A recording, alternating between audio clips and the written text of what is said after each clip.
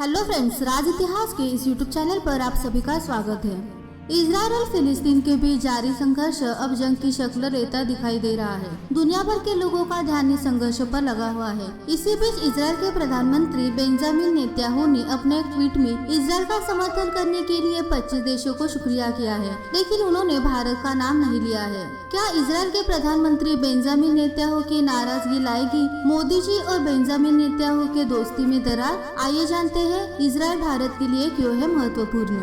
Israel और स्वतंत्र लोकतांत्रिक भारत का उदय एक ही वर्ष 1947 में हुआ था। हालांकि आधिकारिक तौर पर इजराइल को स्वतंत्रता 1948 में मिली। दोनों देशों के शुरुआती संबंध अच्छे नहीं थे। 1947 में भारत ने इजराइल को एक राष्ट्र के तौर पर मान्यता देने के विरोध में वोट किया था। इसी तरह से 1949 में एक बार फिर भारत ने संयुक्त राष्ट्र में इजराइल को सदस्य देश बनाने के विरोध में वोट किया था। इजराइल के उदय के साथ शुरुआती 2 साल में भारत का पक्ष इजराइल के खिलाफ रहा। 1950 में पहली बार भारत ने बतौर स्वतंत्र राष्ट्र इजराइल को मान्यता दी। इसके साथ ही भारत ने इजराइल का काउंसिल फॉर मुंबई में एक स्थानीय यहूदी कॉलोनी में 1951 में नियुक्ति किया।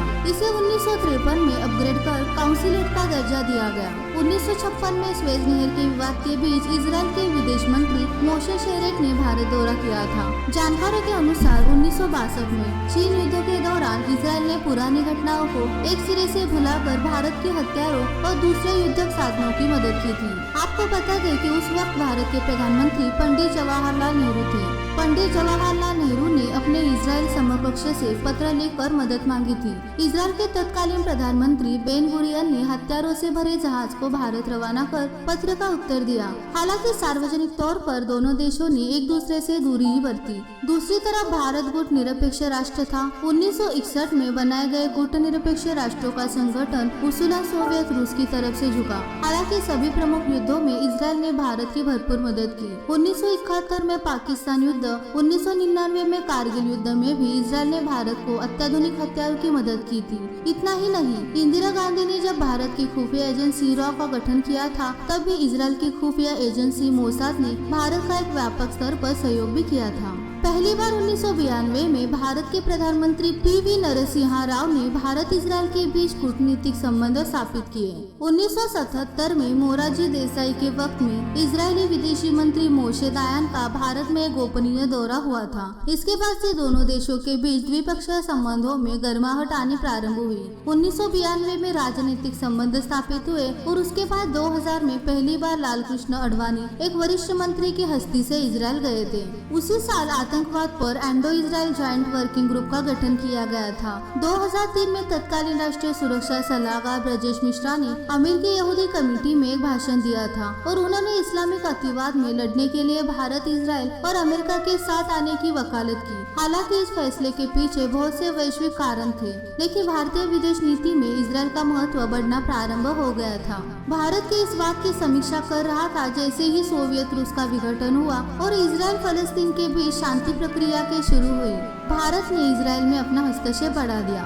इजराइल के साथ भारत के बदलते संबंधों की एक वजह जॉर्डन, सीरिया और लेबनान है। जैसे अरब मुल्कों ने भी भारत को अपनी रूस और अरब की ओर झुकी विदेश नीति पर सोचने के लिए मजबूर किया था। PLO, फलस्तीन की आजादी के लिए संघर्ष करने वाली संस्था के प्रमुख यासिर अराफत ने व्यक्तिगत तौर पर इंदिरा गांधी से अच्छे संबंध थे और कहा जाता है कि मुस्लिम वोटों के लिए वह इंदिरा गांधी जी के साथ रैली करने को भी तत्पर रहते थे। लेकिन अराफत और लीबिया के तानाशाह कर्नल गद्दाफी हर समय भारत की कश्मीर नीति का विरोध किया और इसके कारण दुनिया के मंचों पर भारत की फजीहत होती रही। इजराइल और भारत के बीच बदलते संबंधों की असली कहानी सार्वजनिक तौर पर 2015 में देखना शुरू हुआ।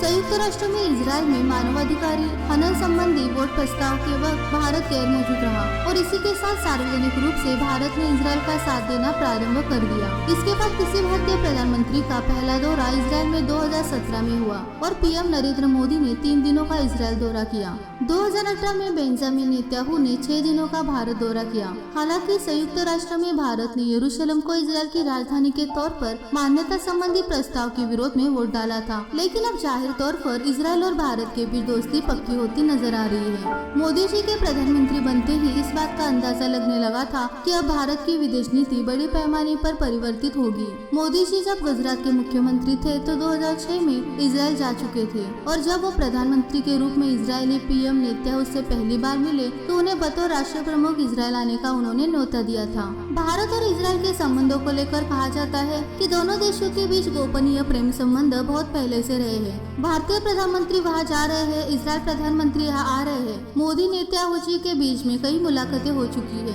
मोदी जी और बेंजामिन नेतन्याहू की दोस्ती ने भारत और इजराइल के संबंधों को अधिक अच्छे से बना दिया है। फ्रेंडशिप डे के मौके पर इजराइल के दूतावास ने प्रधानमंत्री बेंजामिन नेतन्याहू और नरेंद्र मोदी की फोटो शेयर की थी और फ्रेंडशिप डे के मौके पर भारत को बधाई दी थी। मोदी जी ने भी हिब्रू भाषा में ट्वीट कर इसका जवाब दिया था। इस फ्रेंडशिप डे के मौके पर मोदी जी ने लिखा था कि भारत और इजराइल लंबे वक्त से मित्र है। नेतन्याहू से हमारा बंधन मजबूत और शाश्वत है। हो सकता है कि हमारी दोस्ती हमारे राष्ट्र में आने वाले समय में और अधिक बड़े और समृद्ध हो। नेतन्याहू पहले नेता थे जिन्होंने 2019 के आम चुनावों में प्रधानमंत्री मोदी जी की जीत पर बधाई दी थी। उन्होंने भारत के साथ बेहतर संबंधों को लेकर आगे भी साथ मिलकर कार्य करने का वादा भी किया था। भारत और इजराइल के बीच हाल में वर्षों में आर्थिक, सैन्य, रणनीतिक संबंधों में मजबूती आई है।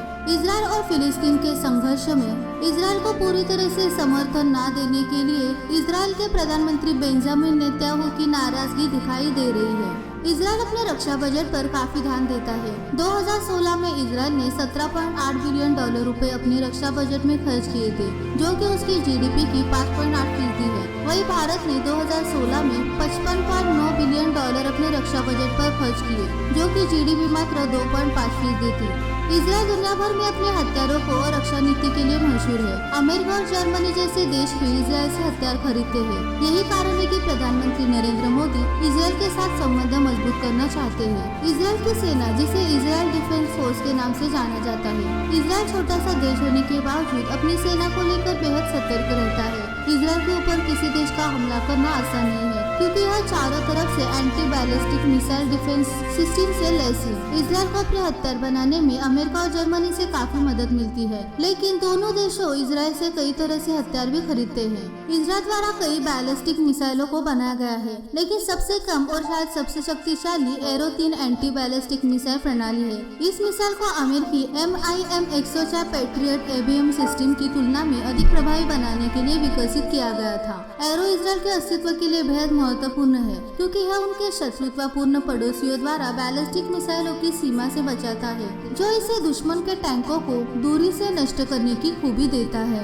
आई होप आज का वीडियो आपको पसंद आया होगा। अगर आज का वीडियो आपको पसंद आया है तो हमारे चैनल को सब्सक्राइब करें, लाइक कीजिए और शेयर करना ना भूलें। अगली बार मिलेंगे ऐसे इंटरेस्टिंग वीडियो के साथ। Thank you.